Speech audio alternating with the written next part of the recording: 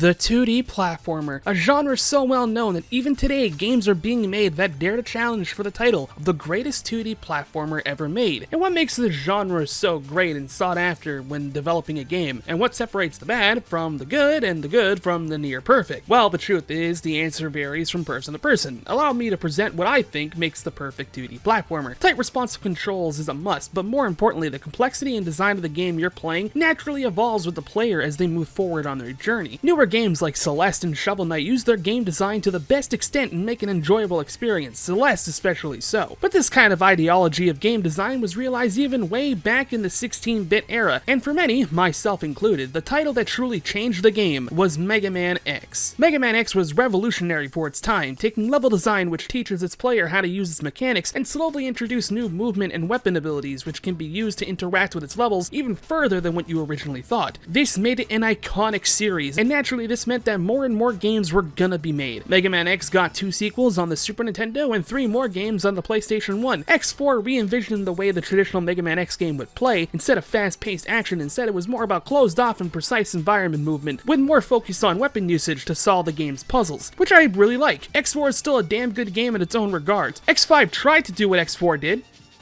Like I said, it tried, and in some ways it succeeded. And then there's X6. Yep, and then the PS2 era finally hit the scene, and Mega Man X was shown off and advertised as the first time the X series would have full 3D level design and boss fights. Now, naturally, as a Legends fan, I was ecstatic to see how the X series would translate to 3D. So how did it do? What? Not funny? But I tried so hard, so hard! Okay, try again, huh? Around and around!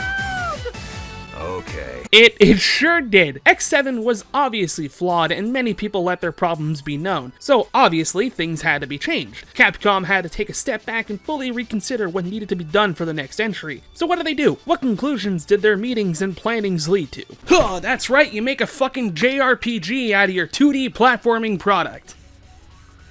I mean, come on, what else is Capcom gonna do? Make Legends 3? Yeah, right, in your fucking dreams. So, yeah, for whatever reason, Capcom decided, fuck it, let's just make a turn-based RPG out of the X series. Now, they basically did this because from what I understand, they thought the lore of the X series would actually translate pretty well to a turn-based RPG. And in some ways, I can kind of understand that. Hell, they even got some of the main people from the Breath of Fire series to help make and produce this game.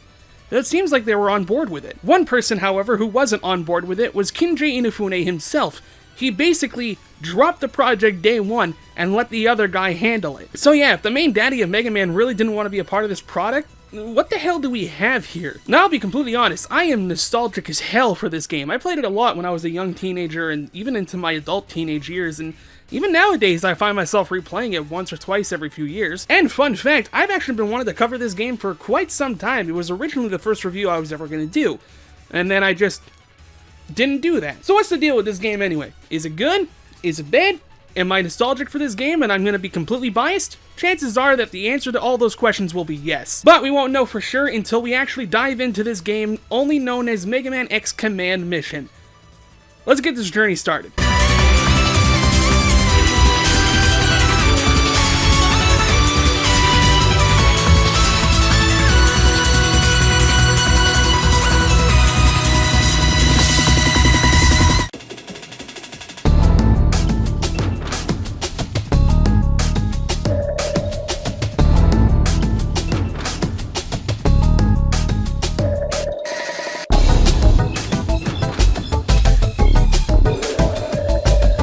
So it turns out that one of the reasons that Capcom thought Mega Man X would make for a good JRPG is its story. I'll be honest in saying that out of the different Mega Mans out there, yeah, the X series is one whose plot elements have not been fully explored. Well, at least within the actual X series itself. So yeah, I could totally see bringing X lore into a JRPG world and try to explore different areas of its story, even if it did not necessarily need to be canon. So, did they do exactly that? Kind of. The game opens up with our two well-known Maverick Hunters, X and Zero, infiltrating a ruined island, alongside a new Maverick Hunter who knows the layout of the island, Shadow. They are here to investigate a Reploid that goes by the name of Epsilon, who has started a rebellion army in hopes to, do rebellious things? Like, the game literally just starts with infiltrate city and hunt down Epsilon. If you fail, we're going to war. So of course we climb our way through the ruins and meet Epsilon on top of the tower. But oh no, Shadow has betrayed us.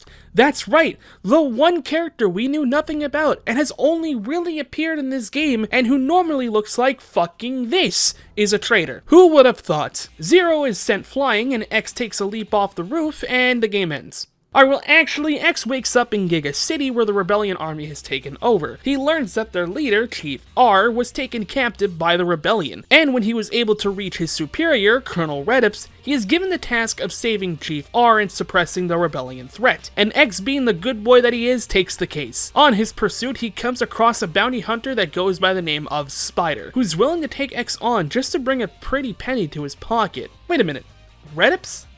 Spider? Is it the same name backwards? I guess naming these guys really didn't take too long, huh? Come on, Capcom, y'all getting lazy over here. What's next? Naming your characters after a band? Anyways, we head to the top of the tower and fight the main bad guy. Spider joins us because reasons, and we save Chief R. And now we become part of the resistance, so we get to fight the rebellion army. Yay! And that's pretty much the extent of the story for a few hours. I mean, we head to different places defeating the numerous members of the rebellion army along the way, and along the way we also pick up some new allies like the hero Massimo, the navigator pink hair lady who's totally not alien Nana, and the best thief girl robot out there, Marino. Oh yeah, Axel and Zero also joined the party, but I'll go into that a little bit later as it's not super story related, but like it kinda matters near the end of the game. They're also on the front of the box, so I mean you can't be that surprised. And if I'm also being transparent here, the endgame story content it's basically on the same level as the starting points of the story. I mean, like, look, the story itself isn't really all that special, whether you look at the beginning or the end, so there's not really much to talk about, but what there is enough to discuss is the gameplay section, so small recap here. X is stuck in a war between the rebellion army and the resistance. He joins the fight against the rebellion in order to take down Epsilon, and Zero is fucking dead again. It's finally an X Games, ladies and gentlemen. Let's move on to the gameplay stuff.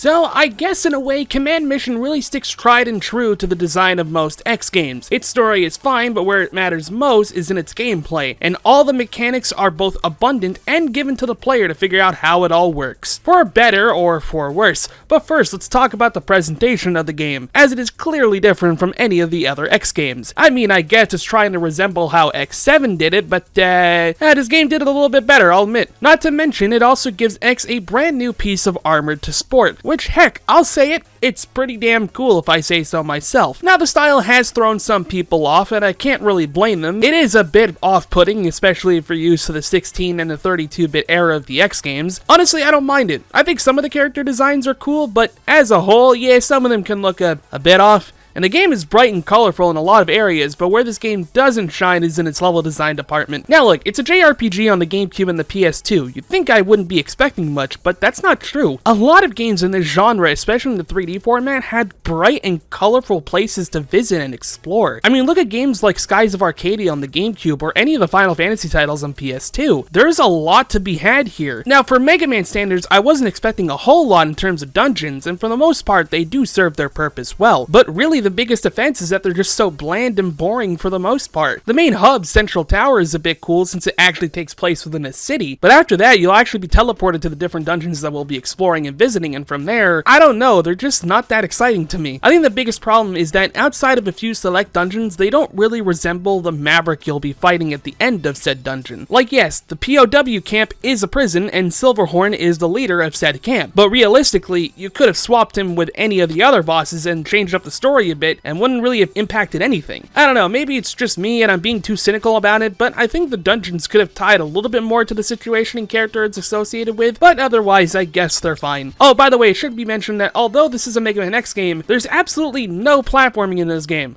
Like, none, which is extremely odd. The main thing that this character is known for would not be found in this game. Instead, you get your typical 3D JRPG movement in a 3D environment, but since we're still playing a Mega Man X game, you are in fact allowed to dash, so at least we got something. This dash is used for two main reasons, that being A, making movement a lot quicker, and B, breaking up these item crystals. And there is a little puzzle section that involves alarms, but it's literally only used once. It's dumb, don't worry about it. And since this game has a pretty slow running speed, I'm kinda glad that the dash was included, otherwise this game would probably be an extra 2 hours just due to movement alone. But enough about presentation or the dumb dungeon design thing. We're all here for one reason and one reason only, to talk about Marino and her character design, cause oh lord. Okay, no, but seriously, what really makes this game stand out is its gameplay and everything that surrounds it, both the good and the bad, but for now, the good. So, on the surface, Command Mission looks to have like a traditional turn-based battle system. You have your standard things here, you can see your party's HP, and we even have this neat little turn board which shows who's gonna go when. And it even acts as a little health bar for your standard enemies.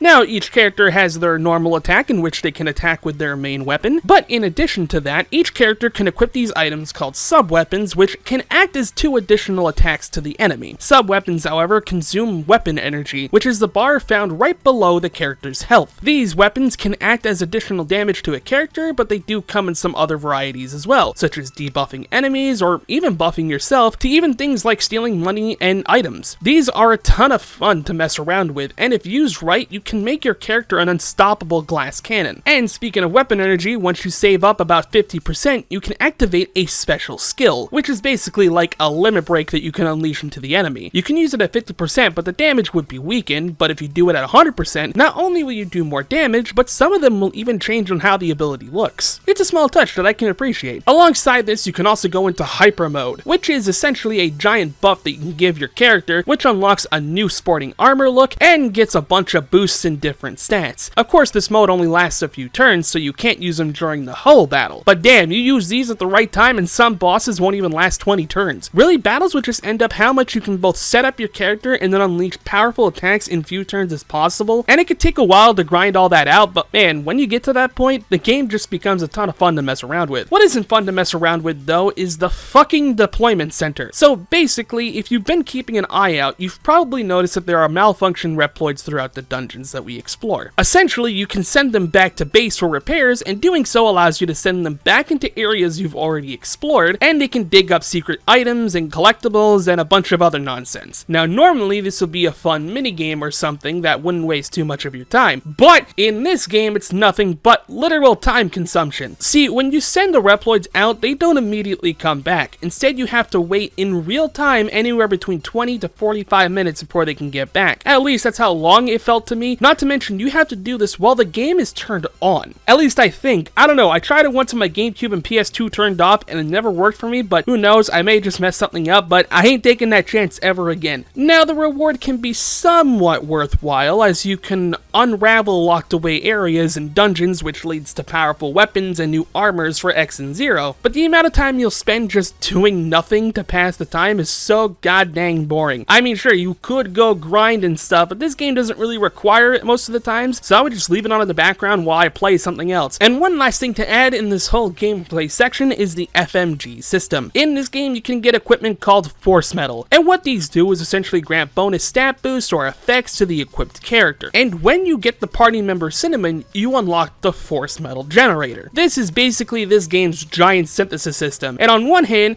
it's really cool. On the other hand, there are so many goddamn items that you can create that even trying to fill it out would make me rather go collect every single battle trophy in a Star Ocean game. If you know, you know. It's a neat addition, but it's one that I think they thought too much on. So yeah, Command Mission doesn't really have a bunch going for it. It's just that in the long run, most of these things aren't going to be explored unless the person playing it really dedicates himself to 100%ing the game, which I just can't really recommend. But what it does deliver is a fun-ass battle system with tons of customization options that really just lets the player go to town on every encounter they'll be up against. I think that pretty much sums up the entirety of Mega Man X's combat system.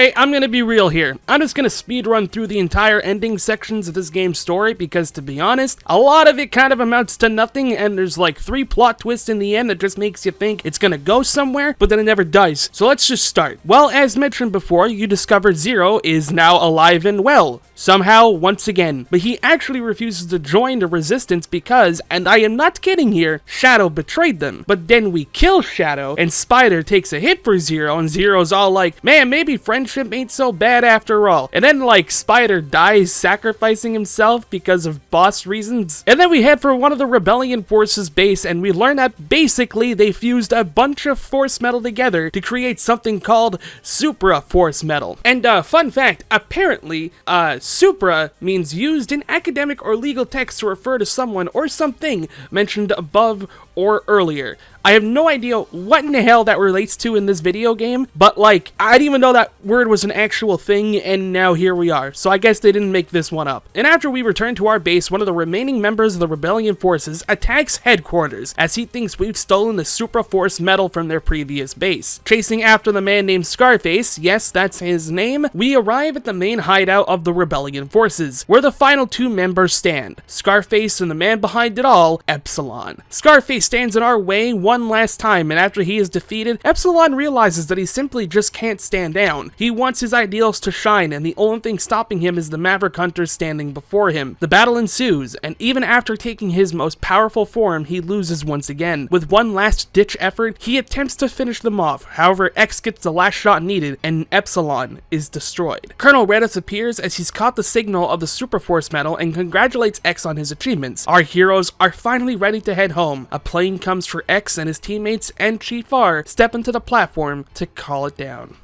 And then Chief R just gets fucking blasted, like holy shit. So yeah, basically Redis manipulated X and his allies into finishing off the Rebellion army so that he could use all the Super Force Metal himself and become the supreme leader of the entire world, nay, the universe. No, I am not making this up. This guy was the bad guy the whole time. And you think that's bad? Wait till the next plot twist. So of course X and the gang go to fight Redis, and Zero exclaims to the top of the heavens that he can't believe Spider died for this creep. And oh shit, are you ready for the second plot twist? Cause Redis was Spider all along. So stupid plot point aside, Redis has the morph changing ability like Axel does, and you would think that this leads to a cool clue about Axel's past or something, but no, because it just goes into this stupid looking ass final boss, which is now taking place in space. Alright, I guess, fuck it, why not? The final 2 fights have some challenge to them if you aren't fully prepared, but I've done these 2 fights before at somewhat low levels, and the only real difference is how much you have to manage your HP. But what you can do is just give Zero all the weapon energy regen that he needs, and then spam this almost full circle motion skill and defeat the boss in like 15 turns or something. We defeat Redis, he dies,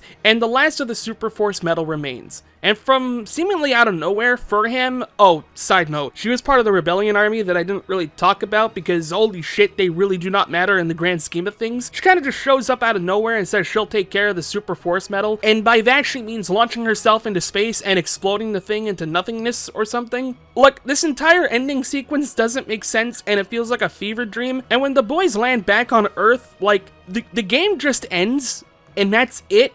So I guess that's it, I guess. So overall, how is Mega Man X Command Mission? Well, I'll give the game this. Many members who worked on this game previously worked on the Breath of Fire series. And yeah, it does kind of feel like that, doesn't it? Everything that's in this game does resonate with good energy, but the places where the game kind of lacks, that being the story for some sections and level design and even some of the game's core mechanics, it does have a chance of really hindering your experience. But there is good stuff here. Combat is very fun for a turn-based system, and the party dynamics make swapping around your team members always a blast and never really hinders the player. And the music is quite good, it serves its purpose, though of course the boss theme is the best track in the game, do not at me, unless you think Massimo's theme is like also the best one, and then that's also valid, I won't argue with you there. And that's kind of it. So is Mega Man X Command Mission worth playing? Yes, but I'm not really sure for who. Like, the game isn't really geared towards hardcore X fans or hardcore JRPG fans. It doesn't really do anything to define itself in the turn-based JRPG genre. So my gut just kind of tells me if you're a fan of both or you're a fan of one or the other, this game is probably for you, like it was for me. Look, I've got a ton of nostalgia for this game, and even I can recognize it's not the greatest game out there, but I still consider it one of those underground gems that when you can really appreciate it and you find yourself in a small collective fan group that just enjoys this game for what it's worth, then it's pretty good. It's the most average JRPG out there, and I wouldn't have it any other way.